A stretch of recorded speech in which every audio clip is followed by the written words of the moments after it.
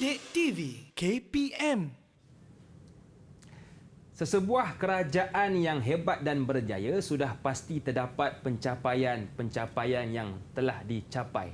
Dan termasuklah kerajaan Khulafa' Rashidin. Untuk segmen ini kita nak belajar tentang apakah pencapaian kerajaan Khulafa' Ar-Rashidin. Okey Ustaz, apakah pencapaian-pencapaian kerajaan Khulafa' Rashidin? Okey, baik. Terima kasih Luqman Hakim.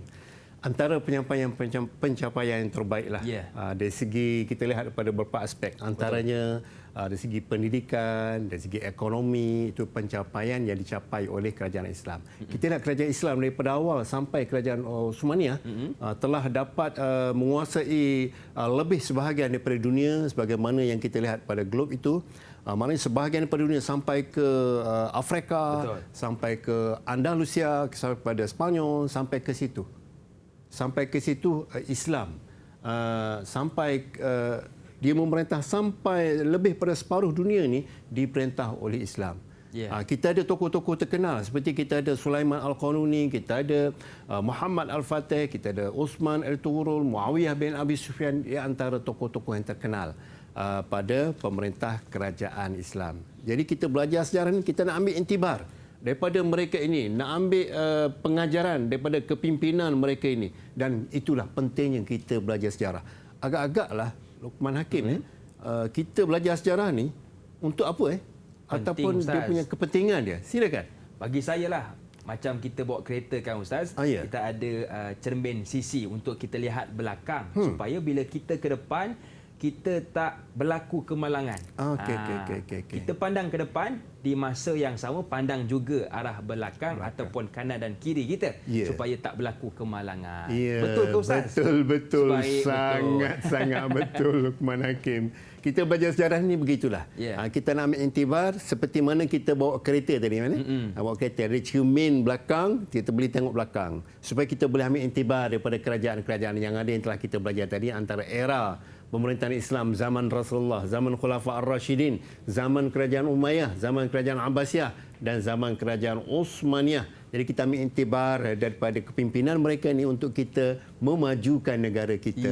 Betul. Kita nak jadi pemimpin yang baik. Kita nak jadi negara kita ni disegani oleh yang lain, maju dalam semua aspek kehidupan. Dan seterusnya kita lihat pencapaian yang lain yang kita ada ialah pencapaian dalam aspek agama contoh. Beberapa aspek dia ada. Aspek agama, aspek politik, aspek ekonomi, kita ada aspek sosial, ada aspek ketenteraan, aspek pendidikan. Itu antara aspek pencapaian kerajaan Khulafa' Ar-Rashidin antaranya. Kalau kita lihat pada aspek agama, Khalifah Abu Bakar As-Siddiq telah berjaya memerangi golongan murtad, nabi palsu dan juga golongan yang enggan membayar zakat. Itu aspek pencapaian yang telah berjaya dipimpin oleh Sayyidina Abu Bakar As-Siddiq dalam aspek agama. Dari segi aspek politik pula, tengok Khalifah Uthman bin Affan berjaya mematahkan pemberontakan dan penaklukan serta meluaskan kuasa wilayah Islam hingga ke Rom, Mesir dan Afrika Utara serta menawan Kepulauan Cyprus sebagaimana yang ada kita lihat dalam globe tersebut, negara-negara ataupun tempat-tempat yang ditakluki oleh Islam pada masa tersebut. Dalam aspek ekonomi pula, pada zaman Sayyidina Umar Al-Khattab memperkenalkan pelbagai cukai baharu seperti cukai jizyah dan juga kharaj. Itu antaranya pencapaian yang telah berjaya dicapai oleh kerajaan Khulafa' Ar-Rashidin. Seterusnya kita lihat dalam aspek sosial, Sayyidina Umar Al-Khattab tengok membina kemudahan awam seperti tali air untuk kemudahan pertanian dan juga memperkenalkan undang-undang pentadbiran tanah untuk menghormati hak sosial dan juga menjaga kebajikan rakyat.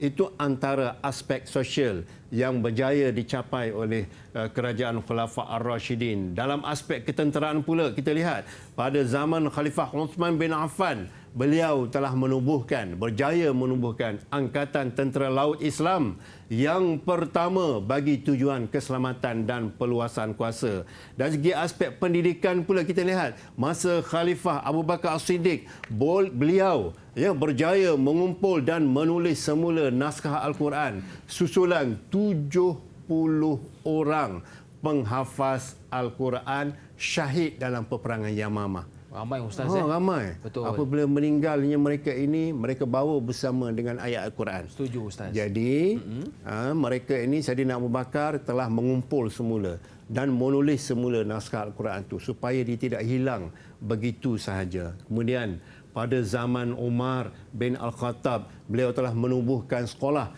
iaitu Al-Kutab yang dikhususkan untuk kanak-kanak. Khusus untuk kalangan kutab. Kalau zaman ini kita ada tadika, kita ada pasti, taskah. maknanya taskah. Betul. Pada zaman ini. Jadi Saidina Umar nak menjadikan kanak-kanak ini sebagai pemimpin negara masa akan datang. Betul. Beliau telah menubuhkan sekolah dipanggil Al-Kutab. Yeah. Seterusnya pada pendidikan, aspek pendidikan, Khalifah Uthman bin Affan menyelaraskan bacaan qiraah dan penulisan mushaf Al-Quran menggunakan bahasa Quraisy dengan nama Mushaf Uthmani sebagaimana yang telah kita bacakan, yang kita terima daripada Al-Quran yang kita ada sekarang, Mushaf Uthmani. Ya, betul. Jadi kita baca, kita dapat manfaat daripada itu dan kita baca dengan betul dan sempurna. Itu antara aspek pendidikan, pencapaian yang telah dicapai oleh Khulafa Ar-Rashidin dalam bidang pendidikan. Jadi inilah yang kita nak jadikan sejarah ini sebagai panduan dalam kehidupan kita, sebagai panduan dalam kepimpinan kita. Jika kita ini menjadi seorang pemimpin di peringkat mana sekalipun, kita nak ambil dia punya pencapaian ini untuk dijadikan iktibar kita, untuk kita jadikan sebagai panduan kita dalam mengendalikan sesuatu organisasi. Okey, Luqman Hakim, kita lihat anak-anak kita, murid-murid kita yang ada Google Meet ni, macam ada nak cakap sesuatu je ni tentang pencapaian yang ada pada silakan Ustaz. Najman dah angkat tangan. Okey, silakan Najman Naim untuk soalan yang kita lihat. Soalan yang pertama dia kata jelaskan pencapaian kerajaan Khulafa Ar-Rashidin dalam bidang pendidikan. Silakan Najman. Khalifah Abu Bakar As-Siddiq mengumpul dan menulis semula naskah Al-Quran susulan 70 orang penghafaz Al-Quran syahid dalam peperangan Yamamah. Okey. Okey, dalam pendidikan. Okey, silakan lagi pendidikan yang lain. Khalifah Umar bin Al-Khattab menubuhkan sekolah iaitu Al-Kutab. Okey. Yang diususkan untuk kanak-kanak. Okey, seterusnya. Khalifah Uthman bin Affan menyelaraskan bacaan qiraah dan penulisan mushaf Al-Quran menggunakan bahasa Quraisy dengan nama Mushaf Uthmani. Okey, terima Betul, kasih. Betul, Tahniah, Najman. Terima kasih. Jawapan yang sangat baik antara yang dilihat dalam saya ulas balik apa yang Najman jawab tadi, iaitu mengumpul semula Al-Quran setelah 70 orang tadi telah syahid di medan perang. Jadi untuk mengelakkan daripada Quran itu hilang begitu saja, jadi usaha Saidina usaha Khulafa Ar-Rashidin itu dalam bidang pendidikan, dia kumpul balik semula Al-Quran. Seterusnya pada zaman Saidina Umar Al-Khattab menubuhkan sekolah Al-Kutab yang mana nak bina kekuatan ataupun pendidikan dalam kalangan kanak-kanak ini untuk menjadi orang yang lebih hebat pada masa akan datang. Nak menegakkan Islam dan akhir sekali menyelaras bacaan dengan penggunaan mushaf Uthmani sebagaimana yang diucapkan atau dijawab oleh Najman Naim tadi. 4 bintang untuk 4 Najman. bintang untuk Najman. Tahniah, Najman. Tahniah kepada Najman atas jawapan yang betul. Cuma Ustaz, kalau boleh saya bertanya, kita lihat antara kejayaan Saidina Umar dalam bab pendidikan ialah menumbuhkan sekolah yang disebut sebagai Al-Kutab. Jadi kita nampak di sini yang Saidina Umar ni sangat mementingkan pendidikan dari kecil lagi Ustaz. Lagi-lagi dalam bab kepimpinan. Cuma kadang-kadang ada orang sebut kita kalau dah besar lah baru kita didik dalam bab kepimpinan. Budak kecil kau biar je lah. Jadi bagaimana Ustaz? Adakah kepimpinan ini perlu kita latih bermula dari kecil atau bagaimana? Okey, terima kasih Luqman Hakim. Saya nak sebut satu dalam pepatah bahasa Melayu, dia kata melentur buluh biar dari rebungnya. Ya, betul. Maknanya daripada kecil lagi tu kita dah asuh dia dengan pendidikan. Pendidikan yang pertama kita dengar daripada mak ayah kita dulu diazankan kita. Betul, Ustaz. Allahu Akbar, Allahu Akbar. Kemudian diiqamahkan kita yang sekiranya anak perempuan. Itu pendidikan awal yang kita dapat daripada mak ayah kita. Ya. Maknanya ambil daripada pengalaman itu ataupun sejarah itu, maknanya daripada kecil lagi anak kita ni, generasi yang ada sekarang ni, Betul. apabila dah ada anak nanti, bentuk, dibimbing, didik mereka daripada awal untuk pendidikan itu sendiri. Ya, pendidikan agama khususnya, sebab dia merupakan fardu ain. Wajib bagi mereka untuk mengenal agama daripada kecil sampailah dia meningkat dewasa. Terapkan mereka ni dengan pendidikan. Sesuailah dengan apa yang disebutkan tadi, bahawa Saidina Umar Al-Khattab dalam bidang pendidikan tadi, beliau telah menubuhkan, membina sekolah yang dinamakan Al-Kutab itu. Ya, betul Ustaz. Ya. Baik Ustaz, kita pun sudah berada di penghujung segmen ini. Apakah rumusan untuk pembelajaran kita segmen ini? Okey, untuk segmen ini yang kita lihat daripada topik ataupun pencapaian yang ada pada Khulafa' Ar-Rasyidin tadi, kita kena ambil intibar, ibrah, pengajaran daripada pencapaian itu untuk kita jadikan sebagai panduan hidup kita, khususnya diri sendiri dulu.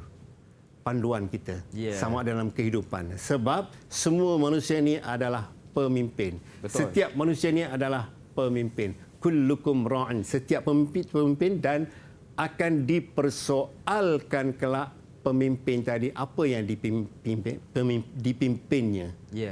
Jadi apabila kita dah belajar tentang pencapaian tadi, kita lihat pada ciri-ciri kepimpinan tadi, kita ambil pengajaran daripada mereka ini, daripada sejarah ini untuk panduan diri kita sendiri dulu, dan seterusnya jika kita memimpin dalam sesuatu organisasi, kita memimpin kampung, daerah, negeri, peringkat negara, pemimpin di peringkat tertinggi, maka kita ambil intibar pengajarannya untuk kita jadikan sebagai bahan, sebagai cara untuk kita memimpin sesebuah organisasi itu. Baik, jadi itu 6 pencapaian kerajaan Khulafa' Rasyidin dari sudut agama, yang kedua politik, yang ketiga ekonomi, yang keempat sosial, yang kelima ketenteraan, dan yang terakhir keenam dari sudut pendidikan. Baik, kita nak berehat seketika. Jangan ke mana-mana, teruskan bersama dengan kami dalam Menengah Atas.